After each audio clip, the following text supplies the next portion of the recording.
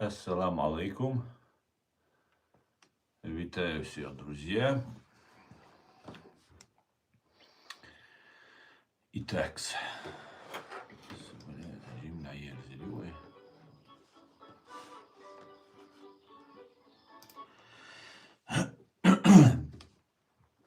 Итак, друзья, сегодня 24 апреля 2026 года, 18 часов 2 минуты по Берлину, 19 часов, соответственно, 2 минуты по городу Джохару. Я вас всех, друзья, сердечно приветствую. Сегодняшний наш стрим идет, как обычно, на канале в YouTube Reality и на канале в TikTok Аслан Арцуев. Стрим наш сегодняшний называется «Ичкерия решает, с кем будет Кавказ. Армения против Тюркский мир». Об этом и многом другом давайте поговорим. И напоминаю всем тем, кто находится во временно оккупированной Чеченской Республике Ичкерия, пожалуйста, заботьтесь о вашей безопасности, не пишите комментарии и не распространяйте ссылку на наш стрим. Все остальные присоединяйтесь и давайте активно бороться с российской пропагандой. Эд, шалом, дорогой, приветствую тебя, брат. Сергей, приветствую всех, друзья, я вас приветствую. Так.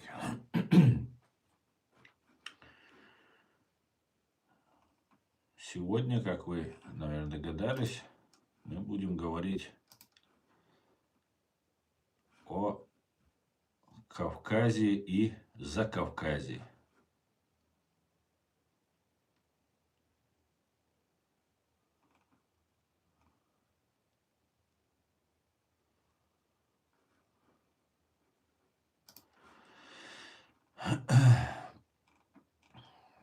Ну, вначале хотел бы сообщить, я часто рассказываю о том, что чеченцы не совершают преступления там, и так далее. И, кстати говоря, недавно прочитал один доклад одного института по поводу преступности, которая этнические преступности, которая здесь в Европе, к которой относятся лица чеченской, так сказать, национальности. Был неприятно, конечно, удивлен, но нужно признать, что этот доклад, который написан в этом году, пару месяцев назад, он написан, к сожалению, объективно и справедливо. И да, есть такие преступники. И там, кстати, все верно написано, что чаще всего они связаны с российскими спецслужбами. Ну, с Россией, с российским криминалитетом, с российским и так далее. В том числе российским оккупационным режимом в Ичкерии и самой Россией, российским преступным миром. Много очень интересного. Там я прочитал, может быть, где-нибудь опубликую, дам ссылку, чтобы вы тоже могли почитать. А может и нет, посмотрим. Но есть одно преступление, которое чеченцы совершают, я уже об этом говорил, в Европе, которое не связано с российскими спецслужбами. И сегодня как раз Deutsche Welle опять нам об этом рассказали. На севере Германии хотят установить камеры в лесу против сборщиков черемши. Среди них много россиян, незаконный сбор дикого чеснока – давняя проблема ФРГ. По немецким законам в лесу можно нарвать не более того, что умещается в одну горсть. Выкорчевывать луковицы запрещено. Однако ежегодно браконьеры нарушают правила, собирая целые мешки черемши. На этом особенно часто ловят выходцев из России, в частности из Чечни. Мы не из России, мы оккупированы фашистской Россией. Таким же успехом могли бы написать, что Крым это Россия. В Лейпциге на охрану растения ранее мобилизовали конную полицию. Теперь проблема остро стала и в федеральной земле Шлезвиг-Гольштайн. на севере Германии. В одном из лесов также там есть участок в 2 га, полностью покрытый черемшой. Но в последнее время на зеленом ковре, устилающем подлесок, появляются все больше прорех. В выходные на опушке собираются целые автоколонны, в том числе из других регионов ФРГ. Набивают багажники луковицами. Лес – частная собственность, он принадлежит местной общине. Черемша там растет более 400 лет. Собственники попросили полицейских постоянно патрулировать чащу. Те усилили наблюдение, но не могут отслеживать всех нарушителей. Поэтому сейчас обсуждается установка лесных видеокамер, чтобы фиксировать преступников. Им может грозить штраф до 300 евро. Вот такая вот вещь. И я, конечно же, за то, чтобы чеченцы всегда соблюдали закон в стране пребывания. Но в этом случае, так как это наш деликатес черемша, требую легализовать продажу, добычу черемши. Но при всем при этом, конечно же, я осуждаю, что так делают. Потому что люди нарывают эту черемшу, срывают ее, накапывают ее не для своего употребления, а для продажи. И мы, чеченцы, здесь себе, в принципе, не отказываем в ней, в черемше. Она растет обычно последние месяцы зимы. Она только прорастает и самая такая молодая, и самый смак такой. У нас на Кавказе здесь 400 лет она растет, черемша написано. Она у нас растет 1000 лет на этом Кавказе. Мы ее просто промышленных масштабов добываем. Это дикий лук, или как он называется, чеснок медвежий, или как-то он так называется. И он все равно растет. Поэтому, я думаю, немцы щепетильно относятся, но мы тоже к своей экологии очень щепетильно относимся. От нас пытаются там некоторые в комментариях представить какими-то вандалами. На самом деле это не так. Вот такие вот вещи, друзья. Черемшу, друзья, не надо рвать и нарушать закон. Либо вам будет грозить штраф до 300 евро. В принципе, весь ваш труд уйдет на то, что вы потом оплатите этот штраф. И это если вы в первый раз вас поймают. Я думаю, немцы обычно 1-2 раза, 3 раза, может быть, предупредят, там оштрафуют, а потом жестче будут меры. Но в любом случае я бы посоветовал тем, кто добывает его для продажи, чтобы объединиться в какую-нибудь ассоциацию и требовать легализации или места, где можно, чтобы определили место, где можно собирать. А не так, чтобы вот как пираты заскакивать и рвать. Вот такие вот дела. Да, совершенно верно, Эрик. Черемша очень полезная, очень, особенно как раз, когда зима заканчивается. У людей витаминоз, нужны витамины. Ты ел? Конечно, я на ней вырос. И здесь ел, и дома ел, и всегда ел. Ее маринуют, ее варят, жарят. Это вообще деликатес страшный. И он очень полезный, на самом деле, очень полезный. Так что вот такие вот дела, друзья. Вот такая вот немножко шуточная, немножко серьезная новость вам. Так, мне очень нравится, хочу сказать, новый папа римский, Лев XIV, который заявил следующее. Я осуждаю все несправедливые поступки. Я осуждаю лишение жизни людей. Я осуждаю смертную казнь, заявил папа Лев XIV. И мне нравится этот папа, если честно. Уже он, по крайней мере, очень-очень справедливый и гуманный, по крайней мере, как мы видим. Предыдущий папа был очень не такой. Да. Предыдущий папа был прорусский. Кстати, на украинском YouTube пространстве, интернет-пространстве, на YouTube есть канал где они как раз сегодня выложили видеоролик. Ну, это абсолютно фашистский канал, абсолютно антиукраинский, пророссийский канал, хотя он позиционирует себя проукраинским. ОМ-ТВ называется такой. И у него есть там свои подканалы там разные. Они там прям за русских прямо они топили, что чечены, буряты, что папа тот прошлый правильно сказал, говорит. Правда, забыли эти мерзавцы, эти подонки с этого канала, что в Буче не было бурятов и чеченцев, что Путин не бурят и не чеченец. Но вот забывают эти люди, и им хотелось бы всю вину переложить там на чеченцев, там, на бурят, на кого угодно. Главное, чтобы высвободить из-под ответственности родных русских империалистов, которые пришли на землю. Ну, увы и ах, как говорится, увы и ах. Сомневаюсь, что у этого пророссийского канала что-то получится. И еще одна новость, серьезная новость. Франция готовит учения с имитацией ядерных ударов по Российской Федерации, сообщает Deutsche Welle на русском.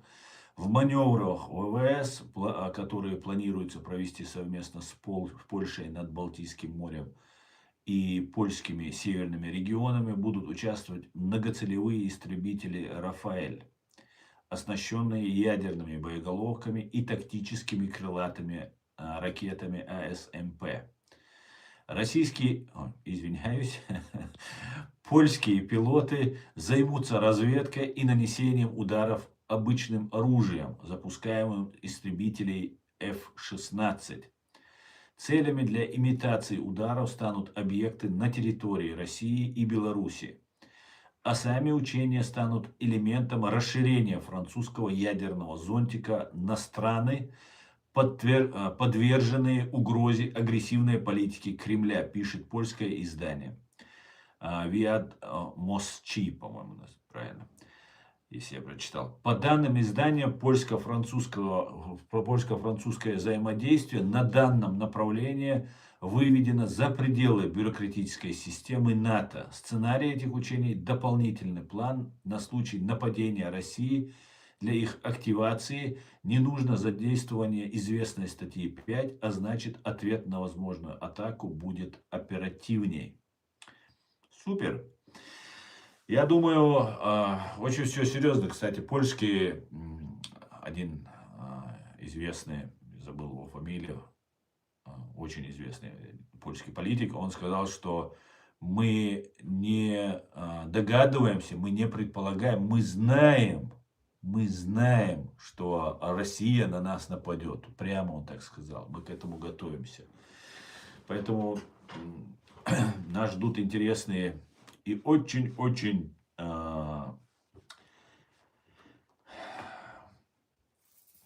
воинственные, скажем мягче, дела, Дион.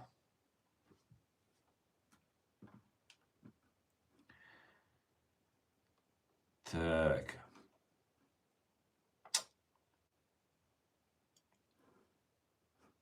Что у нас по комментариям? Так, шалом, Иркин, слава Украине, героям слава, саламаша, луделер, саламаша, лясламбяк, машуовер, наложение звука у тебя, да? Инсмую, звук тикят.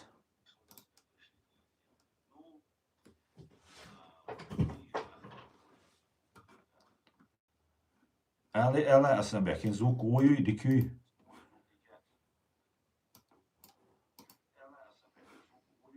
Вроде у меня нормально.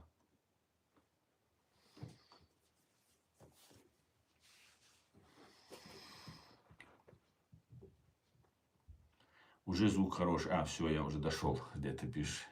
Ниже уже написано.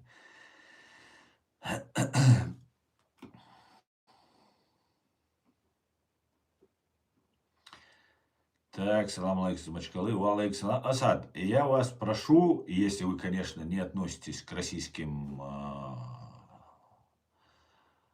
структурам, не писать, откуда вы. Не писать. для вашей же безопасности. Ваш прогноз на лето, чего ожидать? Ожидать потепления, солнца и ясной погоды. Вот что нам летом ожидать. Немец, так точно, яволь. Сколько тебе платят? К сожалению, Василь Вечерма, да, или Василий Вечерма. К сожалению, у меня всего лишь 3 супер подписчика, которые платят мне 30 евро в месяц.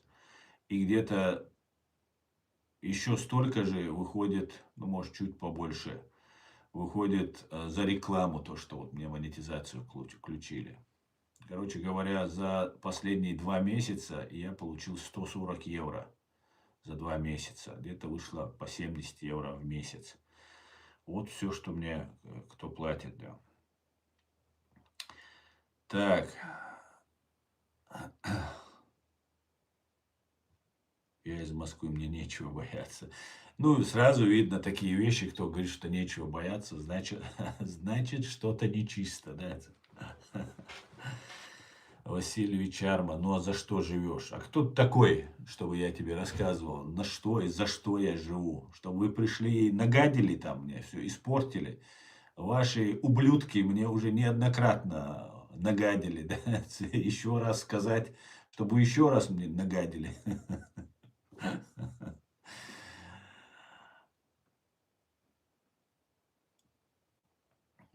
Так, алейк салам.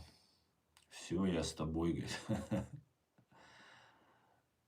Что-то нечисто, говорит. Что нечисто? Нечисто, да. С тобой что-то нечисто, Юрий Гагарин. Гагарин, ты что, жив, что ли? Ты же вроде уже все, того. Нет еще? Ну да ладно. Друзья, я хотел сегодня поговорить с вами о том, что происходит у нас на Кавказе, что будет происходить у нас на Кавказе. События разворачиваются очень интересные. Как известно, Турция, турецкие власти, турецкие спецслужбы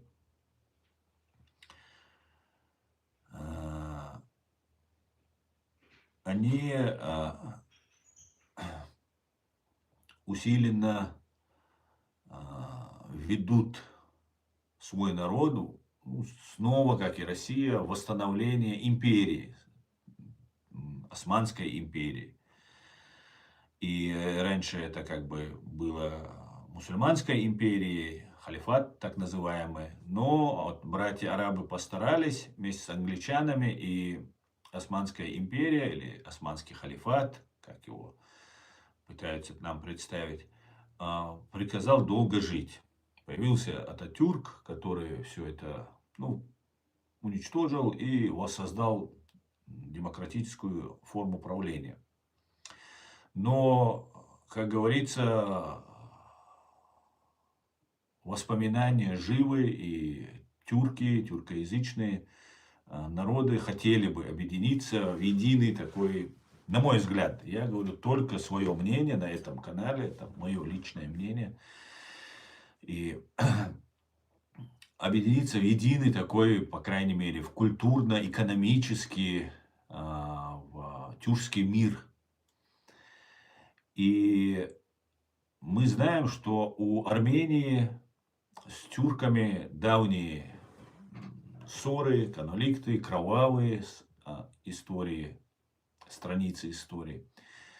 И Армения находится посередине между Турцией и Азербайджаном, и дальше уже Каспий, и весь дальше за Каспием, на восточной уже территории, восточнее уже Каспия, находится большой тюркский мир. И Армения может стать такой преградой для объединения Турции с остальным тюркским миром. Потому что, как мы знаем, от Бзежинского, который был категорически против чеченской свободы и независимости. Вроде он был против империи, но почему-то русскую империю он пытался сохранить. Правда, не знаю почему. И, как мы знаем по его трудам, что он считает, что США должны на континенте Евразия не дать создать никакой империи. Просто препятствовать или разрушить те, которые есть. Например, тот же Иран, который фактически шиитская империя, это условно все. Потому что вот разные вот эти Хизбалла, там хуситы, все вот эти товарищи, они шииты, и Иран, в принципе, в шиитском мире является таким главным в этом деле.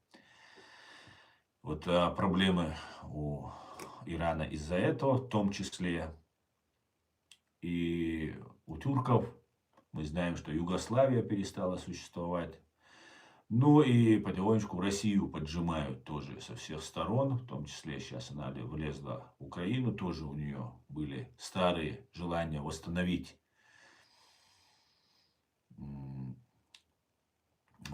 свою былую славу, былую мощь. И на мой взгляд, Армения может стать таким Израилем, маленьким Израилем, который должен будет противостоять вот этой большой большому тюркскому миру.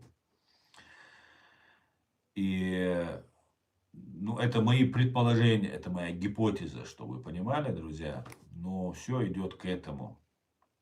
И в какой-то степени нас, чеченцев, нужно поссорить с тюрками. Я, конечно, нелестно отзывался не всегда, очень много раз о турецком правительстве, о турецких спецслужбах, которые манипулировали и так далее. Но нужно признать, что тюркский народ, турецкий народ, азербайджанские народы, они очень сопереживали и сочувствовали. И это никуда не деть, когда происходил геноцид чеченского народа. Да, Турция нас не признала. Алиевский Азербайджан, после того, как не стало предыдущего президента, вообще даже сдавал нас, России, наших бойцов. В принципе, кто так делал. И вот попытка сбить самолет азербайджанский в прошлом году, это не оставляет сомнения в том, что нас хотят поссорить с тюрками. И, скорее всего, сейчас в какой-то степени нас могут настраивать против тюрков, чтобы мы, например, принимали участие в каких-нибудь боевых действиях против турок, азербайджанцев, тюрков и так далее. Мы народ свободный, может быть, власти в Турции и в Азербайджане тоже, может, свою власть не любят. Не может, а точно. Но при всем при этом я могу сказать, что нам, тюркские народы, ничего плохого не делали. Мы это помним, мы это знаем. И мы никогда не были завоевателями, оккупантами и так далее. Но нужно сделать так, чтобы мы сами воевали против тюрков. То есть это делали не русские, как сейчас там Кадырова отправляют там, и так далее. А чтобы это были мы, свободные чеченцы, это наш выбор был. То есть втянуть, а там уже мы сами уже как-нибудь там боремся и так далее. И вот в этой ситуации я бы хотел подумать, обсудить, вынести эту гипотезу свою на суд общественности, чтобы мы подумали над этим, к чему мы идем, нужно ли нам это. Я с большим уважением отношусь к армянскому народу, при всем при том, что помощи мы от армян не видели. Сейчас мы видим помощь, какие-то российские правозащитные организации, которые вывозят наших женщин, уже вторую вывезли девушку, там в доме проблема, семья, там кто-то ругается, там бывает девушки. Обычно, вот знаете как, через телефон все происходит. Девушки молодые, наивные, а, только-только став совершеннолетними, они пользуются телефонами, и при хорошем изучении и подходу, даже не обязательно психолога, любой парень может, ну, практически скружить голову любой девушке. Но этого достаточно, чтобы, если об этом узнают родители, у нее начались большие проблемы. Я имею в виду, если они какие-то там пошлые такие вещи обсуждают, которые она не имеет права обсуждать. И вот сейчас в прошлом году вывезли одну Айшат, ее убили, и об этом сразу начали трубить. Вот не могу понять, для чего это сделано. Вот здесь моя гипотеза немножко подхрамывает, потому что настраивать нас, армян против нас, тоже нет никакого смысла. Если мы должны там выступать против тюрков, то, наверное, мы должны по логике быть за армян. Вот эти бойцы, там есть разные там чеченоговорящие, там и армяне российские бойцы, которых тоже раскручивают, ММА, там туда-сюда, там что-то показывают. И вот эти люди, как будто дружбу там между армянами, чеченцами и так далее декларируют, показывают и так далее. Конечно, это не авторитеты, не вот эти бойцы, они для нас никто, эти бойцы. Кто-то ошибается, наверное, думает, что если какая-то фигура там начала там зарабатывать деньги и по телевизору его показывают, что и мы тоже так открываем рты и сразу восхищаемся. Нет, у нас воины и мужчины, у нас другое понимание. Да, драться это достойно, мужественно, все такое, но одной дракой мужчина не становится чеченец. Да? Если он хорошо дерется, это еще не значит, что он мужчина. Да? Как говорится, Бог создал людей сильными и слабыми, а лейтенант Кольт или Самуэль Кольт их уравнял, так сказать. Поэтому мы особо не удивляемся бойцами, супербойцами и так далее. Все они такие же, как мы все. Но такая вот какая-то странная ситуация. Сейчас еще одну девушку тоже вывозят. Тоже смотрел, тоже распространяет. Есть такой чеченофобский, Сота называется, канальчик, который тоже, у него я увидел сегодня, с ним немножко попереписывался и увидел у него тоже на странице у этой Соты. Карамурза, правда, который абсолютно мерзкий человек, обозвал этот канал Сота. Я тогда еще больше обозлился на этого Карамурзу. Ну, теперь, почитав, что пишет вот этот Сота о чеченцах, то есть чисто ксенофобский, фашистское, ну, чисто с России сразу видно, да, стало понятно, что вот эта Сота, все-таки Карамурза в чем-то был прав. Да. И вот такая вот интересная вещь получается. И, может быть, какие-то силы хотят, чтобы у нас не настроились с Арменией в дружеские отношения. Может, с этим это связано. То, что сейчас Грузию фактически сдают, это тоже с этим связано. Грузию сперва там поддержали, а теперь уже все, оставили ее на откуп. Потому что выход к Армении у нас возможен только через Грузию. И у нас есть воины, солдаты, которых других там не оставили возможности, кроме как служить этим оккупационным бандитам. Правда, далеко не все туда идут, но некоторые идут. Поэтому вот такая вот ситуация, друзья, очень интересная. Очень интересная и очень важная. Но я бы хотел сказать, что мы, чеченцы, не хотим ни с армянами, ни с азербайджанцами враждовать. Мы вообще ни с кем не хотим враждовать. Мы хотим деоккупировать свою страну. Но нам говорят, нет, нет, ребята, вот над вами, знаете, мне это напоминает ситуацию, как с евреями. Над евреями 6 миллионов их убили, довели их до состояния, ну просто за что просто евреев и цыган убивали. А кого-то убивали за то, что он коммунист, кого-то он убивали за то, что он там какой-то армии принадлежит. Но и не убивали женщин и детей всех подряд, как это было в отношении евреев и цыган. И вот напоминает ситуация, когда нас тоже поубивали, над нами тоже совершили геноцид, и нам как будто там какую-то там картинку создали, что вот какой-то у нас независимость, какая-то там у нас своя власть там и так далее. Это все фейк абсолютно стопроцентный. Управляется все ФСБ, управляется администрация президента фашистской России.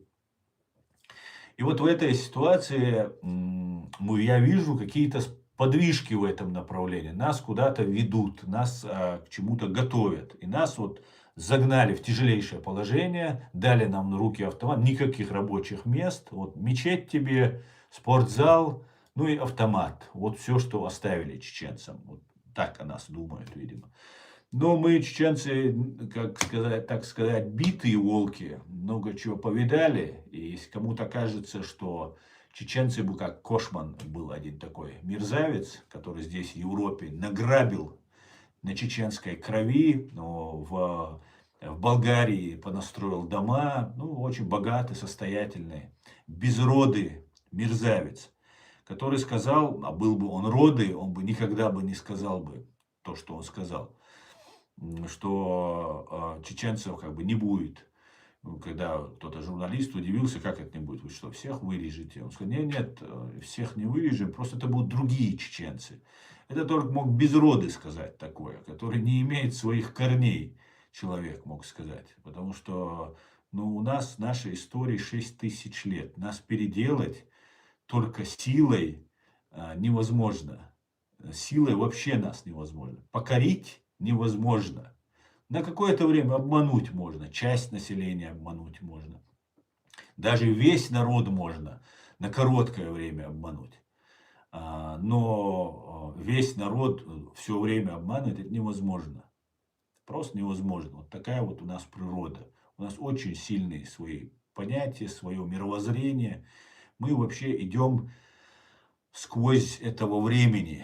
Мы не обращаем, мы не зацикливаемся на себе, что вот я есть. Нет, есть я и там цепь тысячи лет до меня, и если удастся, то я продолжу эту цепь, не продолжу цепочку эту поколенческую. Если не удастся, ну, значит, не удастся. Поэтому только вот пытаются нас вот таким вот образом использовать и представить, что вот нам нужно сейчас объединиться, вот нам денег дадут, то есть мы должны продастся, стать там за Россию и так далее. Но дело в том, что кровь, которую пролила Россия, она не искупляется ничем, она не забывается никогда. Ни 44 год, 1944, ни эти две войны и последний вот этот геноцид, который Россия над нами совершила. И тем более люди, которые принадлежали к нашему этносу, к нашей культуре, и заверяли нас, что они за чеченцев, за свободу. Тот же Ахмад Кадыров, он же соратник Аслана Масхадова, президента был. Он яро его защищал, там был его другом, там, рвал и метал за него. Потом просто предал. И если чеченцы на это согласятся, то мы уже не чеченцы. Понимаете? Если чеченцы молчат, это не значит, что мы все это забыли и так далее. У нас нет другого выбора. Вот я говорю, я один из немногих, кто сейчас об этом говорит и может говорить. Благодаря тому, что моя семья здесь оказалась, мои родители здесь оказались, в Европе, в Германии. И благодаря тому, что я просто не выдержал, не хватило больше терпения все делать. Но моих родственников похищали, пытали, угрожали и много чего, уголовные дела возбуждали и так далее, и так далее. И вот эта ситуация, которая разворачивается она нас не может изменить никак. Невозможно это просто. Просто это, наверное, не чеченцу или русскому, наверное. Может, много других народов есть, такие же, как мы, есть. Древние народы есть. Много с нашим пониманием, мировоззрением есть люди. Но вот у нас такое, кто-то нас понял бы. Ну, может, русские нас не понимают в этом смысле. В этом смысле, наверное, так, не знаю. Ну, может, это и не русские все одно делают. Ведь в Армению пришли американцы. И кто такой Путин? Что стало Советским Союзом? Как Ельцин в Сенате или в Конгрессе США, Господи, благослови Америку, говорил, а Путин присягал на верность и США и так далее. Ну, мы все это знаем. Сейчас вроде бы какую-то роль там играет, что вроде бы он там восстал, он против и так далее. Что-то не очень я верю, что особо Путин восстал. Поэтому, если кто-то полагает, что можно нас убить, потом дать нам немножко денег, и мы все это забудем, нет. Мы отличаемся тем, что мы уже 6, 7, 8, 10 тысяч лет живем на этой земле. Причем мы все живем на этой земле столько, да, раз мы сегодня существуем, значит, мы идем с самого зарождения людей, но мы сохранили свою культуру, свой язык, свою самобытность на протяжении этих тысяч лет. И некоторые утверждают, что мы один из первых народов на этой земле. Один из первых народов. Может быть, даже первый народ, имеется в виду, который сохранился и держит тут свою идентичность. Поэтому, если кто-то думает, что нас можно убить, довести до состояния, когда мы боимся, умираем, там наших родственников пытают и так далее, а потом нам дать немножко денег и так далее, и что мы да, и поверим в какие-то сказки. Нет, у нас есть четкое представление о добре и зле, о предательстве, о подлости, о вероломстве и так далее. И никто не может нас переделать. Нас можно убить, посадить, запугать на какое-то время, пока там меч Дамоклов висит над шеей. Да, мы обычные люди, но с необычным мировоззрением, скажем так. Поэтому нет, мы не против армян, но при всем при этом мы не хотели бы, чтобы наш народ использовали просто так. Причем никто не хочет нести перед нами никаких обязательств. Мы должны быть просто инструментом.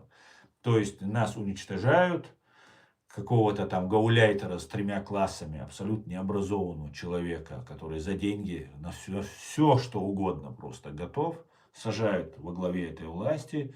Он просто не может насытиться всем этим, обжирается, объедается, там, покупает машины. Ну, короче говоря, знаете, такая передача была, «По домам» она называлась, американская передача. И вот в Америке разные спортсмены и так далее, которые резко стали богатыми, вот их дома показывают, их и там других богатых людей показывают. Но вот именно такая роскошь, золото, блестящее такое, все такое, это было у людей, которые сами были в нищете очень долгое время. И вот они дорвались, и они не могут. Арабские те же шейхи, тоже они нищие были. И они там не могут насытиться, все из золота себе делают. Вот также, если там кто-то попался и кто-то там, если делает, это не значит, что это воля или мнение чеченского народа. Нет, у нас есть, так сказать, глубинное государство, которое хранит все, терпит и не собирается меняться. Не собирается. И никогда не поменяемся. Никогда. И вот в связи с этим нужно нам как-то разобраться с этим. Если сейчас будет тот сценарий, который я говорю, что нас, армяне будут там таким Израилем, который будет там обороняться, защищаться. Да, армяне хорошие воины, они с нами жили еще в Урарту, и тоже были воинами в Урарту, были земледельцами, воинами с тех пор, то есть это 2800 лет, 2700 лет тому назад, все это было 2900 даже лет, получается уже, да, где-то так. Ну, чуть попозже, 2600 лет, армяне чуть попозже Урарту оказались. А, и армянам будет очень тяжело противостоять против тюркского мира. Когда какого-то, не помню, политик или генерал, по-моему, еврейский, израильский, одержал победу в шестидневной, по-моему, этой войне, какая-то шестидневная, да, она, по-моему, называется. Его спросили, как вам удалось против 5 стран арабских там выстоять там и так далее. Он сказал, потому что мы воевали против арабов. Дело в том, что я не в обиду арабам, конечно, ничего не он так сказал, это так цитируется. Но тюрки не арабы. Тюрки не арабы. А тюрки в этом смысле, они не так враждуют и не враждовали так, как это делали арабы всю свою историю. Они там племя на племя всегда друг с другом враждовали, предавали и так далее. Такая вот была история. Поэтому в этом смысле тюрков разбить, или же, например, ту же Турцию, которая является на сегодняшний день мощнейшей и армией, и спецслужбы и так далее, с ними будет тягаться очень тяжело. Американцы сами в Израиле не воюют из-за места израильтян. Гибнут обычные еврейские парни и девушки. И такая, как сказать, такое счастье американцам не нужно, чтобы их солдаты постоянно гибли, весь нападали и так далее. Нужно, чтобы это кто-то делал другой. Да, американцы на пьедестале, наверху, там, что у них все хорошо. И в случае чего сказать, во всем евреи виноваты, как сейчас это мы видим, уже фактически евреев делают крайними. Я не считаю, что Натаньяху там вообще не при делах, конечно, но я считаю, что еврейский народ точно не виноват и в всем, что происходит. Просто эти люди, они хотят жить, и они боятся. И хотят всех убить, хотят всех истребить, хотят и так далее. И это не пустые слова, это реально происходит. И геноцид в 40-х, 30-х годах тоже не понарошку был, как мы знаем. Поэтому евреи очень хорошо, кстати говоря, как и чеченцы, тоже идут сквозь время. Кстати, тоже имеем тоже общие корни. Хотя толку от этих корней нам от них тоже особо не доставался. Это другая история. Всех сейчас закидаю, чтобы знали, да. И чтобы не только о себе думали, так сказать, да, знаете, как надо и туда, и сюда, чтобы это было. И вот, возвращаясь к тому, что никто не хочет признать Чеченскую Республику, дать ей свободу, дать ее, признать ее право чеченского народа, Чеченскую Республику Ичкерия, дать ей свободу, дать ей справедливость. И вот таким вот потом образом ни Турция этого не делает, ни Армения это не делает. Ну, фашистская Россия, понятно. Даже если туда придут какие-нибудь там новые, они тоже, вон, Ходорковский и все остальные, они тоже хотят нас снова топить в крови, да. Я не знаю, такой спорт, наверное, у этих россиян, да, убивать чеченцев. Такой кровавый спорт, кровавый такой вид спорта. Поэтому просто хотят использовать. Я хочу всех поздравить, что у вас ничего не получится. Ну, на время, как вы, так, получится. Но так, чтобы мы поверили, что нам нужно воевать против армян или против тюрков, этого не произойдет. Но я вижу, что нас пытаются, например, противопоставить тюркам. Опять же, возвращаясь к этому. Ну, тюрки тоже ничего не может. Россию боятся. Турция всегда, больше всего, по-моему, Россия и Турция воевали между собой. Тоже Турция привыкла, тоже любит себя считать великой, там, империей, и у нее должны быть свои прокси. Они должны за них воевать. Да? такие все умные, да. И самое интересное, ничего взамен не дает, просто попользоваться, да, без обязательств, так сказать. Да. Ну, так не бывает, так не бывает. Да.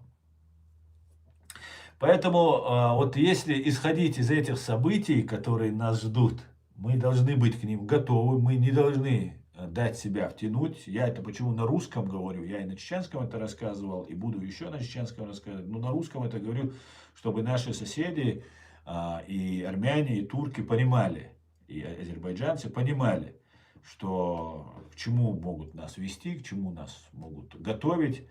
И, ну, наше мнение, общее я могу смело выразить, чеченское мнение, мы этого не хотим, нам это не нужно просто. Да, за деньги какие-то, как сейчас там есть, но сейчас насильно забирают, террор поставили. Если оттуда уйдут российские оккупационные войска, и они собираются оттуда уйти как-то, чтобы это все сделать так, чтобы, знаете, получилось, что это не они, а это вот сами там чеченцы, там ингуши, дагестанцы там что-то мутят. Вот если они это хотят, то в этом случае, ну, я могу сказать, что ровно 48 часов нам нужно, чтобы восстановить законную демократическую чеченскую власть в Чеченской Республике Ичкерия.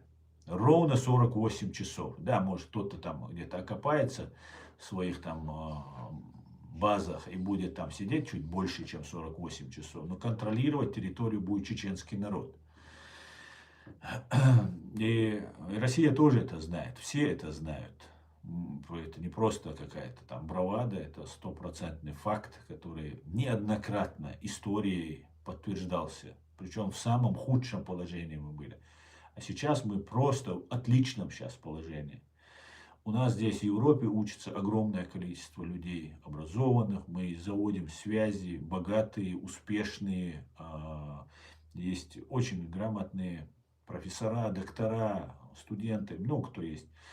Есть, к сожалению, Украина нас не поддержала в полном смысле, да, она симулякров туда навезла и не дала сформировать, но я думаю, это Россия сделала так, чтобы агенты в Украине не дали сформировать нам настоящих чеченцев, которые пришли бы туда и сформировались бы. Там уже тысячи было бы чеченцев.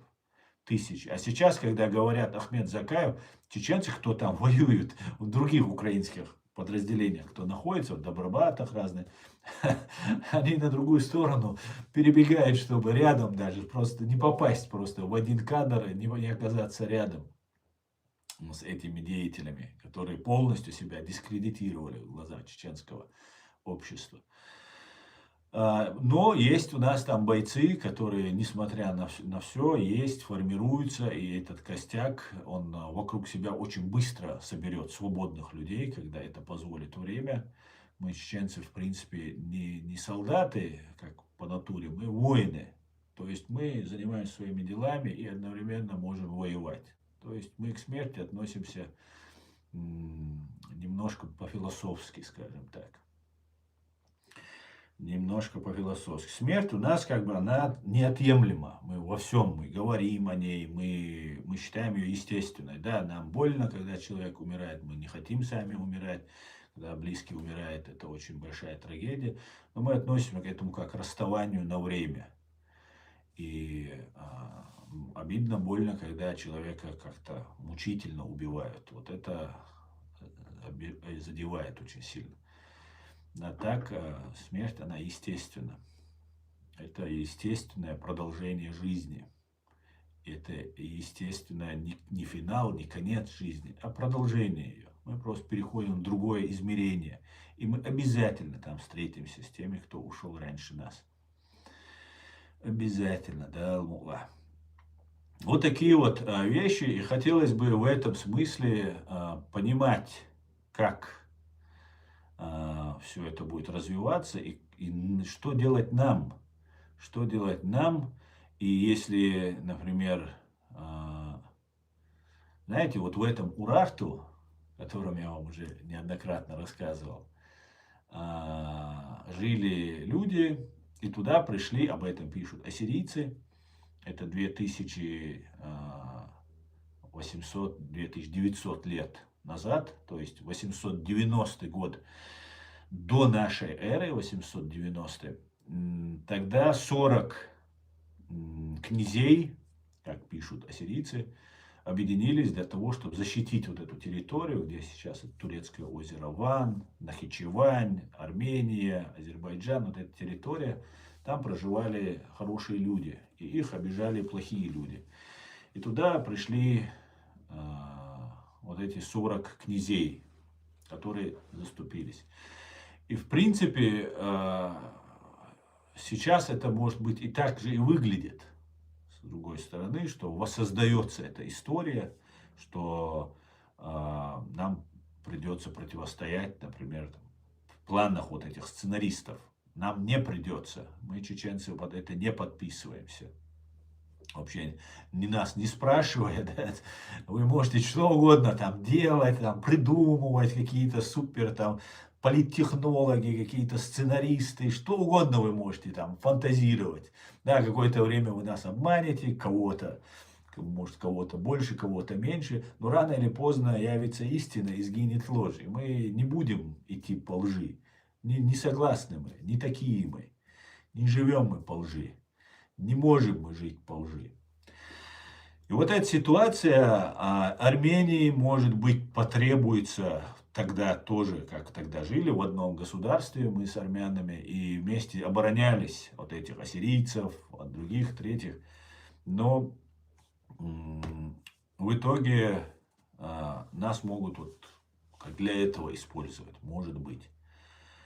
Но для того, чтобы это произошло, с нами нужно считаться.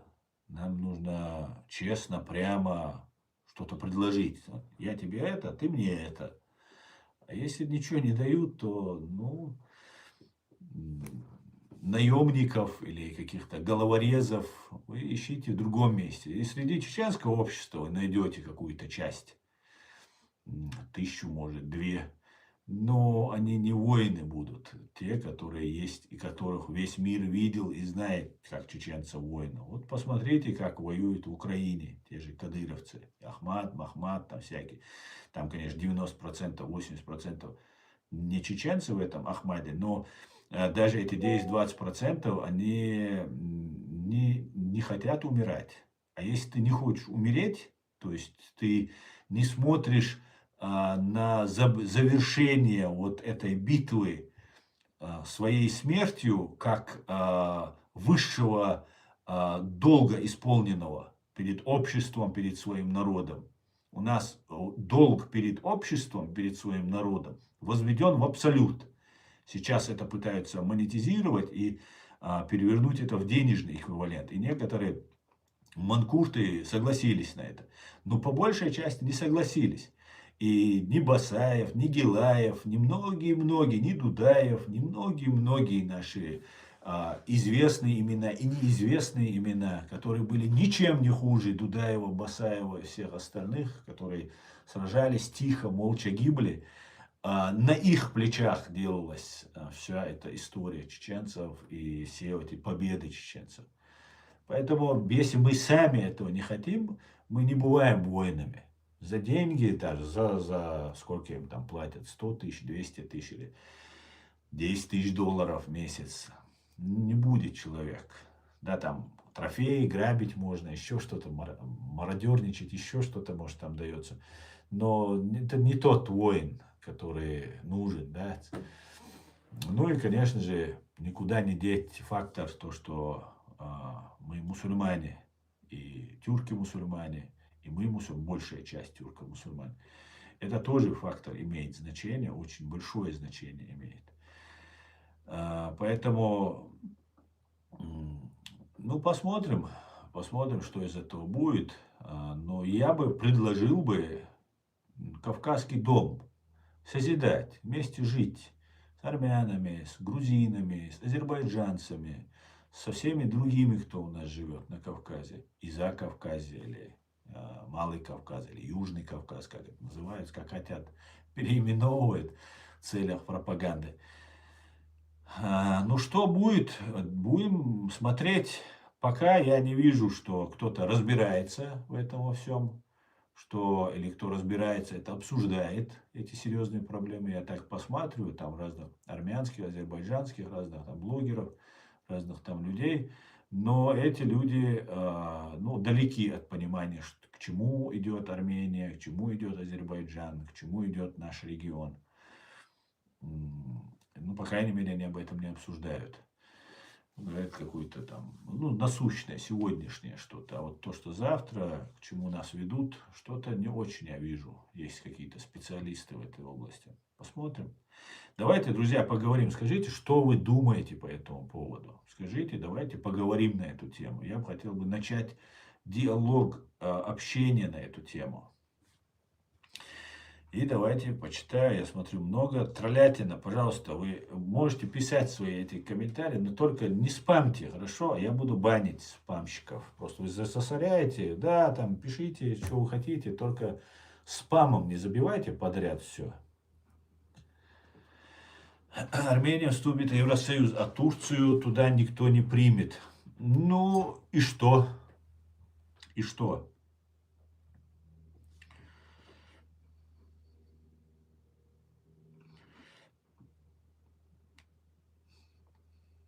Привет из Израиля, хороший русский язык, лучше, чем у многих русских. Степан Андреев.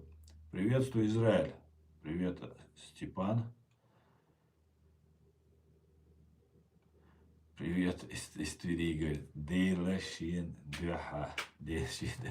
Привет, Тверь. Привет. А вы себя причисляете к тюркскому миру? Нет, у нас наш чеченский мир, нахский мир. Нет, мы не причисляем себя к тюркскому миру, но это наши соседи. У меня вопрос тебе, Са. Как это понять, что Ичкерия решает, с кем будет Северный Кавказ? Ты ошибаешься. И там нету слова Северный Кавказ. Там есть Кавказ.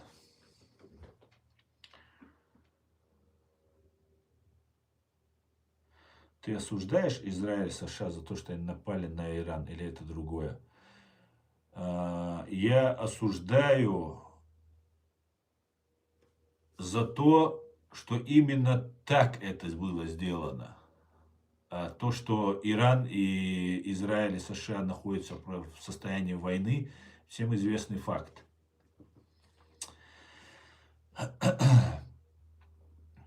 И они имеют право обеспечить свою безопасность. Они на это очень много сил, средств тратят. Например, евреи все до единого служат в армии, и женщины в том числе, представь себе, это такой единый гарнизон военный, понимаешь?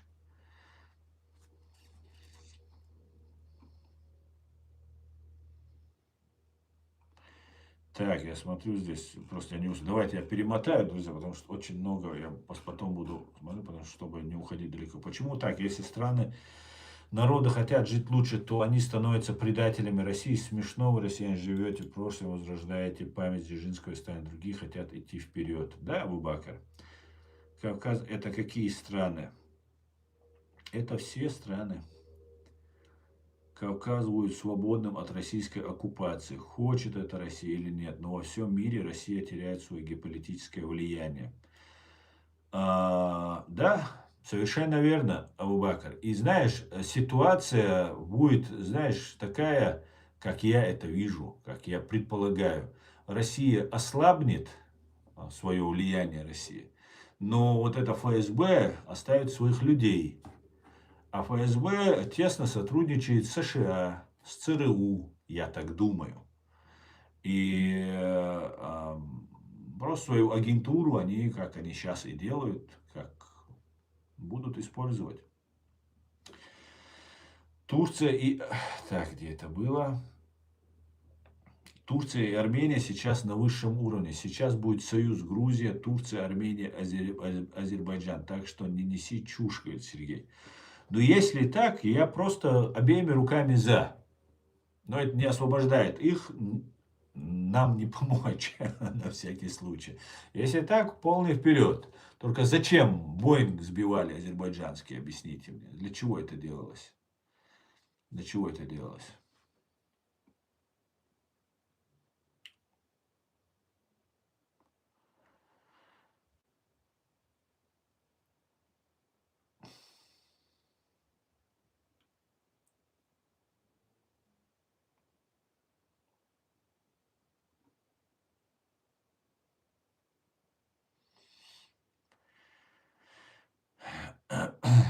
Армения предала Византию, Турцию, Россию, и вас предадут. Ренат, я не знаю, где ты там увидел предательство России. По-моему, как раз ровно наоборот все было. Я про Турцию, Византию не скажу тебе, не знаю просто. Ну а про Россию мы видели просто. Это было как раз наоборот. Армения очень хотела быть с Россией, всегда была с Россией. И вот так с ней поступили. И это очень сильно, я тебе скажу, задело армян. По крайней мере, с теми, с кем я общался, им это очень не понравилось. Что это за 40 князей? Откуда столько? Ну, Юрий, ты почитай историю, узнаешь. Ассирийцы рассказывают про князей Нойра, князья Нойра. Это были как раз наши парни, да.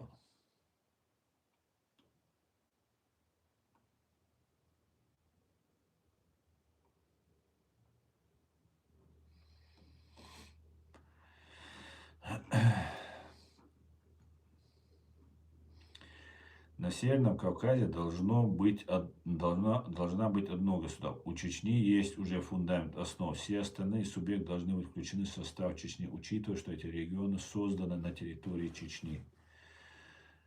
Это давайте это будем обсуждать с народами этими. Мы же не империя, мы же не Россия, что вот так брать и народ. Народы сами решат.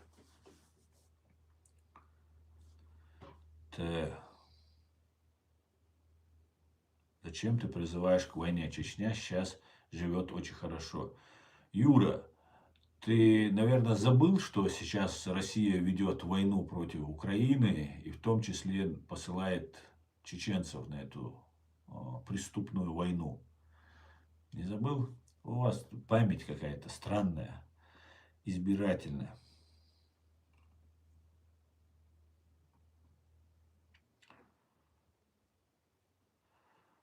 Кто сбил Георгий Микаберидзе? В смысле, Георгий, ты имеешь в виду, кто сбил азербайджанский лайнер? Так это же Россия сбила, это же все знают. Путин же признал. У Армении и Турции никогда не будет никаких дружеских отношений. Мне тоже, Кевин, кажется, что вот с этим немножко проблема. Очень. Армения очень маленькая, Тюркский, и она ровно посередине находится. Хотя в Армении, в Турции живут и армяне тоже. Но, да, отношения очень нужны годы, десятилетия нужны, чтобы... Мы, кавказские народы, не забываем ничего просто так. Это, к сожалению, и в этом случае это тоже такая правда. Ни азербайджанцы не забудут, что с ними сделали, ни армяне не забудут. А было с обеих сторон очень-очень жестко. Что, кстати, нам не свойственно, кавказцам, вот так себя жестко вести во время войны.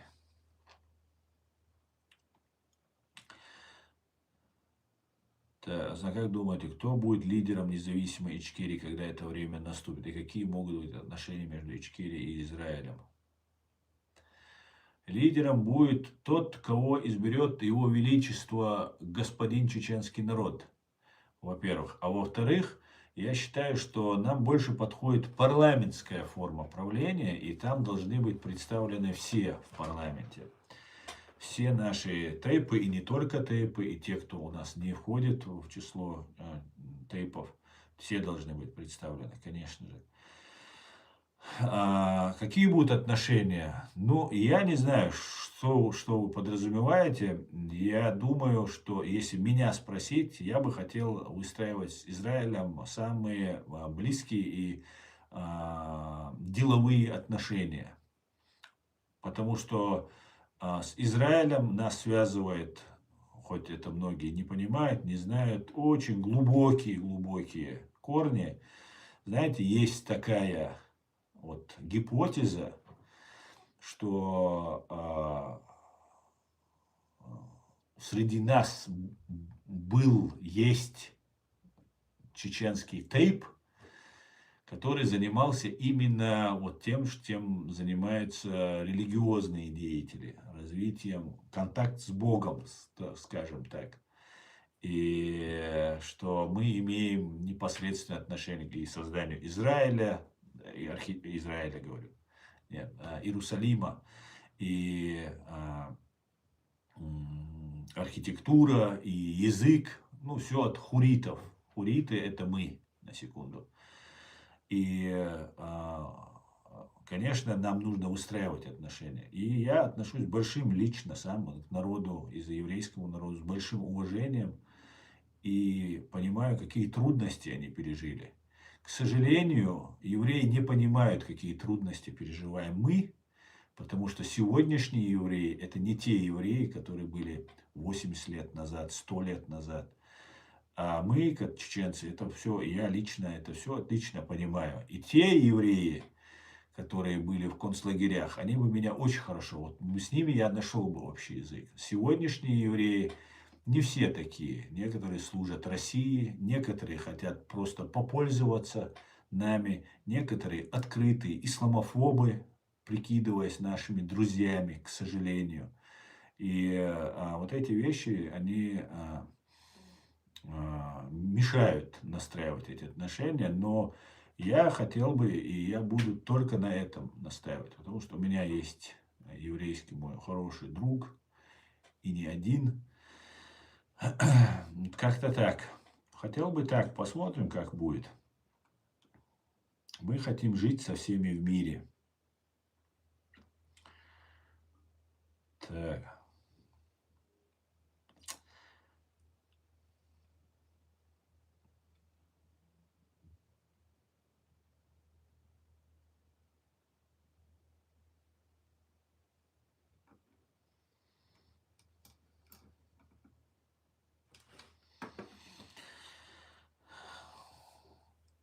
Парламент должен быть, но президент, лидер должен быть обязательно.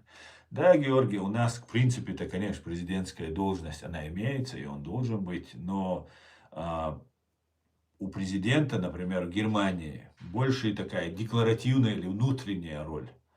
Тот же Бундестаг, парламент, он больше, например, мы все слышим про Мерца. А что вы знаете про президента Германии? Поэтому,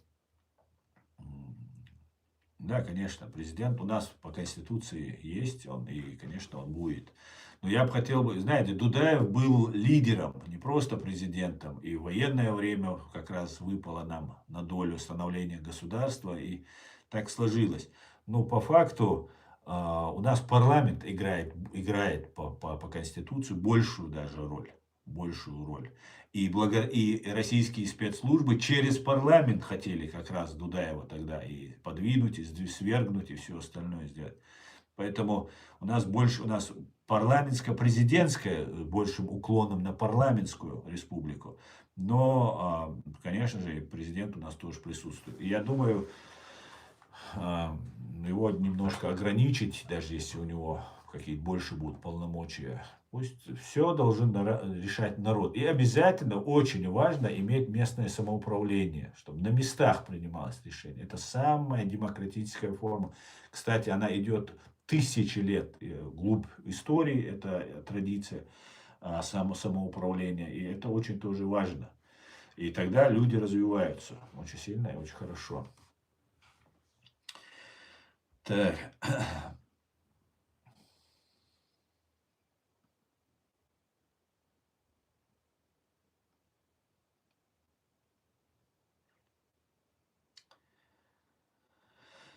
Так. Я бы тоже очень хотел, чтобы Израиль и Ичкерия были близкие отношения в будущем. И финансовые, и общественные. Да, но это все зависит от нас. Сделаем мы это, будет. Не сделаем мы это, не будет. Но я знаю одно. Если мы что-то делаем, то это должно быть взаимовыгодно. А не так попользовались и пошел вон, да. Вот это нас не устраивает. Один раз так сделай, и навсегда потеряешь доверие, по крайней мере, на это поколение. Там, новому поколению заново придется этого создавать. Поэтому, а я часто вижу такое отношение. И даже отношение к себе я вижу. И это не только евреев касается, это касается многих, которые пытаются попользоваться, поездить на тебе, а если не получается, а на меня особо не поездишь, ну, приходится расставаться, да. А так, конечно же, нужно учитывать мнение. Чеченцы очень благодарный народ, очень благодарны. Но, скажем, и где-то, может быть, наивный народ, но далеко не глупый и не дурной. И если кому-то удалось нас обмануть, это не значит, потому что мы глупые или дураки, а потому что мы благородные и сами не врем. И думаем, что нам не будут врать. Если нас обманули, это значит, он заслужил чуть больше доверия, получил, чем заслуживал это доверие. Больше он этого не получит, и все. И все. А так, конечно, нужно. Но знаете, все боятся русню. Все боятся русню. И даже сейчас. И не только даже боятся. А выгодно же. А Россия, я не знаю, у нее говорит, патологическая какая-то привязанность. Вот вцепились они в нас. Просто они готовы все отдать. Вот всю Россию раздадут, вот за нас будут вот так держаться, сидеть. Да, вот не отпустим. Не знаю. Не могут они без нас. Да.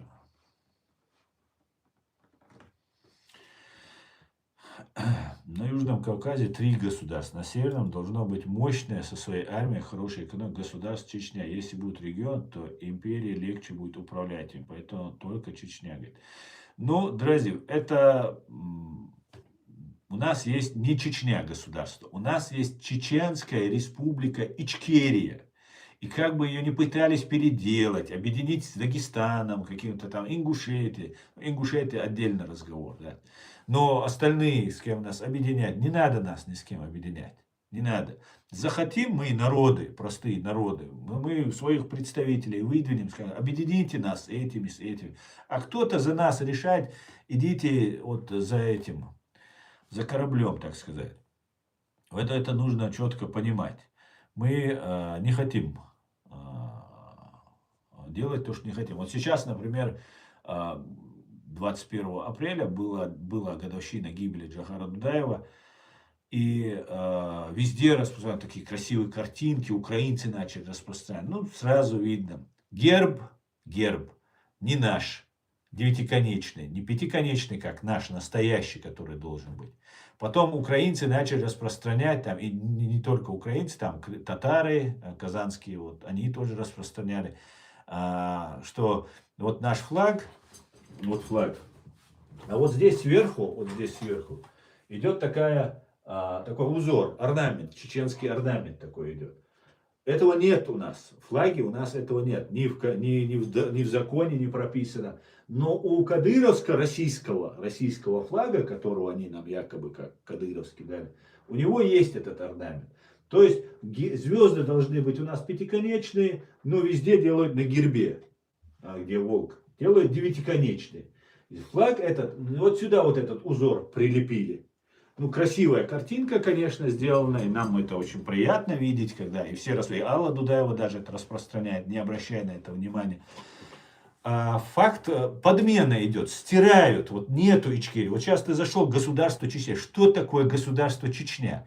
Почему называют Чечня? Ты знаешь вообще, вот кто это пишет?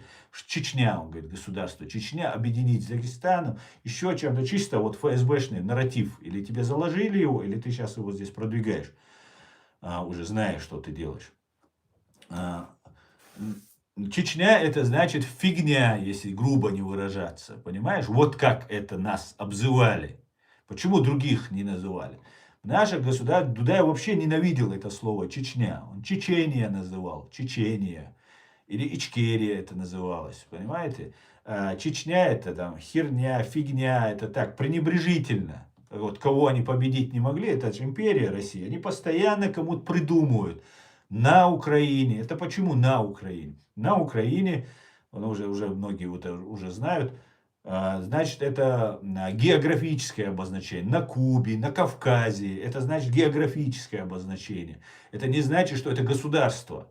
Понимаете? Почему в Россию говорят, в Германию говорят, а в Украине на Украину говорят. Это Россия закидывает такой нарратив, чтобы это типа не отдельное государство, а часть нашей великой империи. Просто она вот на окраине находится, и поэтому это наша, и поэтому окраина, они вот переделать слово «краина» во всем мире это государство в славянском языке, а вот русские почему-то посчитали, что это окраина, значит, что-то похожее взяли, да, и вот так представили. И вот таким вот образом пытаются. Чечня, у нас есть Чеченская республика Ичкерия, демократическое, суверенное, независимое правовое государство. Точка. Это конституция. Это наш главный, основной закон в нашем государстве. А нам фигню какую-то рассказывают. Флаг такой сделает. Салам, Чеченистан. Ну, вот Чеченистан можно это уже на тюркский лад сказать, например. Это не оскорбительно. Чечня это оскорбительно, как и 95-й регион, и вот эти узоры, гербы, вот все вот пытается заделать. И этим Закаевщина занимается. Абсолютно античеченская, антигосударственная деятельность. Ну, во всем ведется этими деятелями. Ну и вот они продолжают ее дальше ее. Ну и мы по незнанию распространяем это все, к сожалению. К сожалению.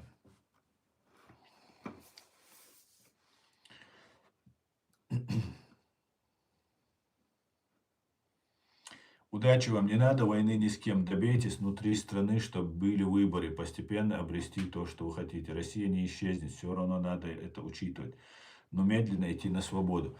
Георгий, ну давай ты советы жене щи варить давай, а не нам, как нам освобождаться.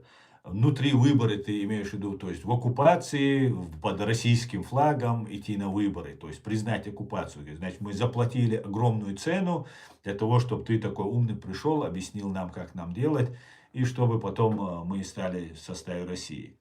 Нет, спасибо. Мы знаем, что нам делать. Наш вопрос замалчивается, его боятся, его все просто замараны в нашей крови, что молчанием, что соучастием. Поэтому все делают, и Россию, конечно, боятся, еще у нее нефть, деньги, все остальное, спецслужбы и так далее. Поэтому все я понимаю, все отлично, но у нас свой путь, мы своим путем идем и сами как-нибудь решим, что делать. У нас есть свое государство. Это государство должно быть признано всем миром, всеми государствами. И мы должны вот этим добиваться. Никакого компромисса на этот счет у нас не будет. Это не обсуждается. Чеченская республика независимое, суверенное, демократическое правовое государство. Навеки вечное. И этот вопрос не обсуждается. Тем более с фашистской Россией. Вот такие вот дела. Ичкерия красивее звучит, чем Чеченистан. Ну, можно называть как угодно, Чеченистан, можно сказать, Чечения, можно сказать. Но наше государство по закону, по конституции называется Чеченская республика Ичкерия или Нохчи республика Ичкерия. Почему название Ичкерия, если название нации чеченцы? Ну, во-первых, название наши Нохчи, а не чеченцы. Чеченцы нас называют, как когда-то хуритами называли, как называли Нейру князьями называли. Ну, соседи, это так бывает. Мы грузин, например, гюржи называем, они нас дзурдзуки называли. И как бы это не наше самоназвание. Самоназвание Нохчи. Нохчи. Ичкерия слово наше государство называлось в начале, когда оно сформировалось, принималась Конституция, и в первой Конституции она именно так и указана, называлась Чеченская республика или Нохчи республика, то есть республика Нохчи. Но Россия в 93 году, через 1,5 года, после того, как мы приняли свою конституцию, создали себе парламент, президента избрали, все уже зажили себе. Через 1,5 года, пока они за власть там грызлись между собой, им не до нас было. А потом, как они уже захватили власть, ельцинская вот эта клика, они в свою конституцию в декабре 93 года незаконно 12 декабря 1993 года вписали нашу Чеченскую республику, не спросив ни свой народ, который вообще спрашивать, в принципе, они не привыкли, ни наш народ. Незаконно вписали в свою вот эту фашистскую, вот это непонятное недоразумение. под названием Российская фашистская федерация. И в 90, то есть они 12 декабря вписали в свою конституцию, незаконно, абсолютно, никаких ни выборов, ни голосования, ни референдумов, просто путем опроса на улицу вышли, вы хотите, чтобы восстановили Российскую РСФСР, чтобы все, кто входил в РСФСР, и кто-то там махнул головой там, и все, записываем. Абсолютно незаконно. И 12 декабря 1993 года они вписали нашу Чеченскую Республику в свою страну, в свою вот эту конституцию. А 16 января, то есть через месяц и 4 дня, наш парламент переименовал наше государство в Чеченскую Республику Ичкерия. То есть, чтобы отличать от их вот этой фашистской, этого недоразумения, чтобы туда нас не вписывали. Было вписано это исконно чеченское слово, исконно чеченское название. И вот это слово было выбрано, и оно очень сильно мешает фашистской России и ее агентам. Все всегда затрагивают тему. Вот есть один такой деятель, Дени Тепс его зовут. Вот этот чувак рассказывал о том, что мне вот он был преподавателем в Санкт-Петербургском университете, и он там был такой ярый ичкериец, и я думал, это такой, как он в университете, в Санкт-Петербургском университете, такие вещи говорит и так далее. А он нас просто выявлял, просто там щупал нас так, прощупывал, так сказать. И вот он первое, что сказал, мы не должны, говорит, отдавать слово русским, Даймох, земля отцов, Дагестан, вот Дагестан, это тоже наша территория бывшая. Дагестан, мы на нее не претендуем, у нас есть своя территория, Чеченская Республика Ичкерия. А что мы должны отдавать, он говорит, эти слова России? Мы лучше давайте за одного Ичкерии. То есть вот нужно много наговорить, Дагестан, Даймох, Нейнмох, еще что-нибудь. Главное, чтобы Ичкерия потерялась где-то. Вот я как раз вам говорю, они не могут победить наш флаг. Понимаете, кадыровский этот флаг, он вот такой. Вот без этой белой и вот этой зеленой повязки. Вот только красная, белая и вот это. Не кадыровский, это российский, ФСБшный. Никакого Кадыров сам ФСБшник. Их агент, их марионетка. Вот это такой флаг. И вот здесь вот еще узор вот такой идет. И этот флаг не может победить этот флаг. Герб ичкерийский, наш волк с пятиконечными звездами, они победить его не могут. Понимаете, это факт. Чеченцам он в сердце, мы знаем, что это у нас есть. Но когда ты не можешь убрать этот весь герб и этот флаг, то ты делаешь из этой звезды девятиконечную звезду. Вот здесь делаешь узорчик такой, чтобы отличить этот же флаг уже с двумя этими белыми полосками, с красной. Ну и вот так делаешь узорчик, чтобы запутать, молодежь запутать, чтобы людей запутать. Понимаете? Вот так они борются, все время борются, с названием борются, с Ичкерием, с флагом, с гербом, все время, не покладая рук, бедолаги, да? Но ничего не получается, ничего не получается, и не получится, на время где-то кого-то обманут, но в итоге все потом, как вода в песок, все уходит, потому что мы тут есть и будем навеки вечные.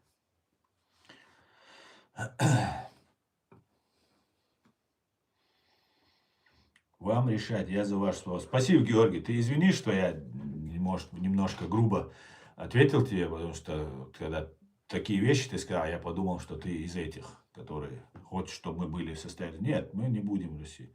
Никогда.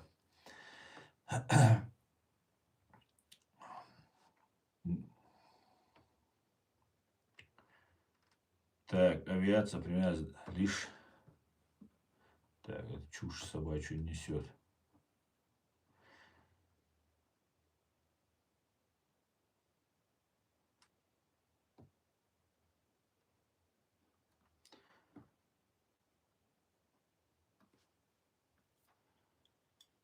Можно я, говорит, передам тебе от тебя привет Кадырова. Привет Кадырова. Можно я передам от тебя привет Кадырова? Это ты хочешь сказать, я передам Кадырову или мне ты передашь? Если от меня, то сразу Ахмаду передавай, Кадырову. Чего этому передавать? Передавай сразу отцу его. Так.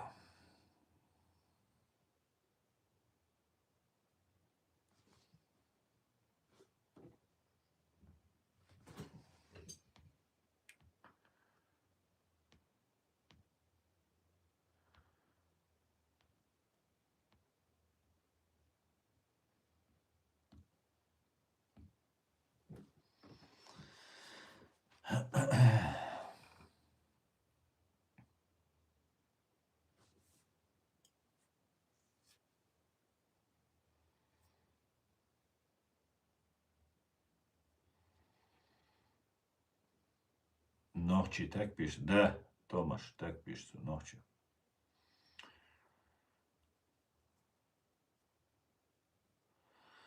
У России все очень плохо. Да, Алмула, Асамбек, да, Алмула. Респект каналу, Баркал Абубакар.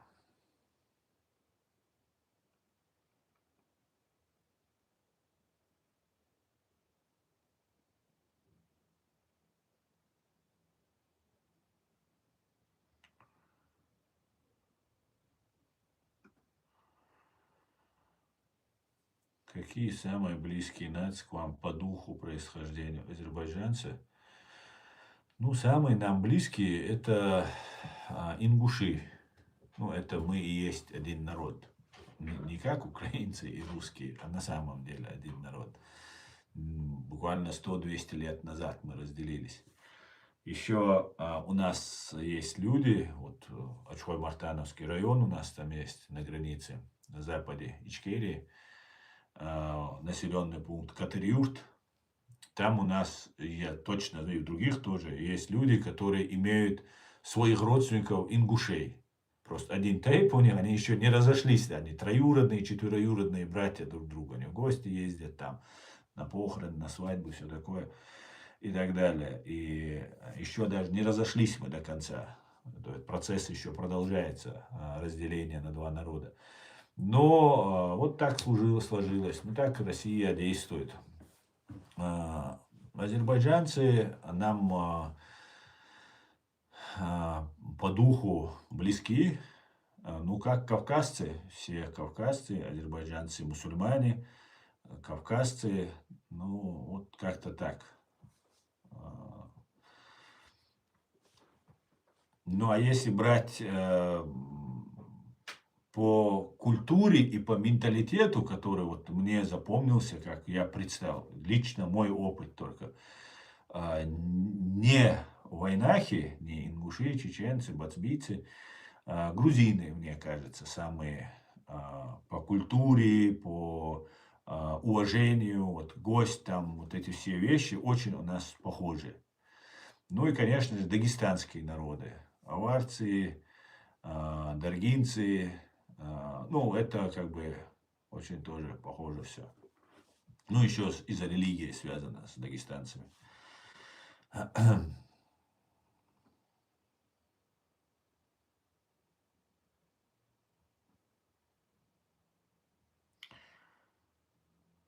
Если ингуши вам братья, почему тогда не сделать одну республику с ними? Так это же не меня надо спрашивать, а народы.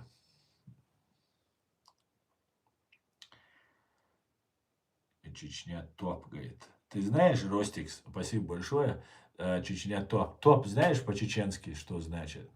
Это ружье. Чечня ружье ты написал, можно сказать.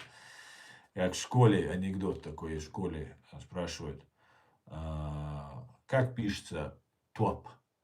С одной П или с двумя П? И там на задней партии руку тянет. Если одностволка, то с одной П. Если двухстволка, то с двумя. Такой детский анекдот. Кто подбил танк, говорит, идет Вторая мировая война, и горит танк. Советский красный командир выстроил всех, говорит, кто подбил танк? Они говорят, я. Так это ж советский танк. Я. Натюрлих. Топи на грузинском тоже оружие. Да, Андро? Отлично. Ну, у нас много слов, на самом деле, очень много. С грузинами очень много слов общих. Кто подбил танк? Я, говорит.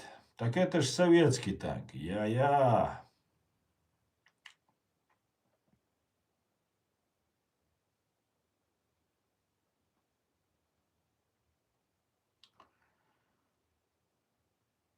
Может возникнуть государство Курдистан в случае поражения Ирана?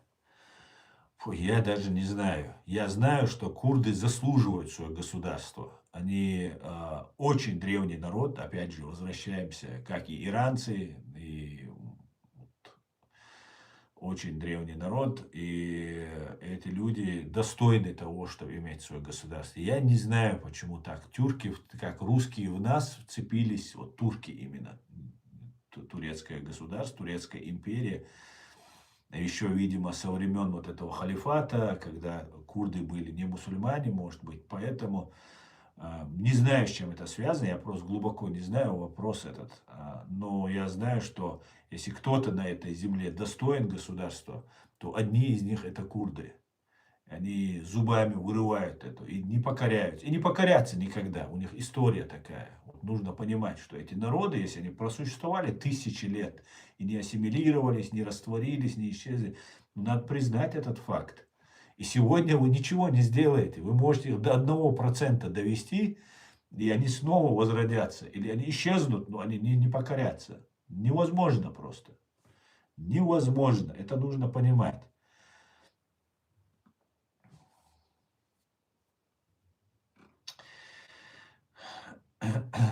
У чеченцев кириллица, что за бред? Да, к сожалению, и кириллица была, и арабская вязь была, и латинская была, и у нас своя письменность была. Все утеряно, все уничтожалось. И вот советская власть или Российская империя нам навязала вот кириллицу, хотя долгое время была и не кириллица. Так же, как и чеченцев. Совершенно верно, Ламанас, конечно. Один стрим, иду чашма, увисываем.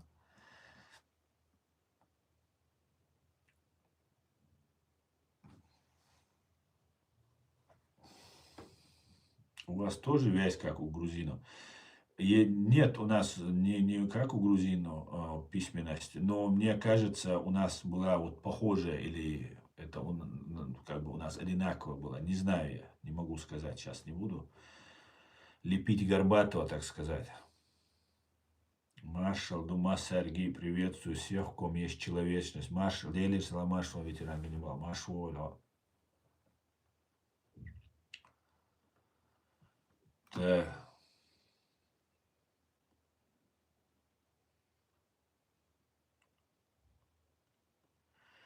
Почему разные чеченцы и ингуши почти один народ и почти один язык, и мы братья по жизни? Да, совершенно верно.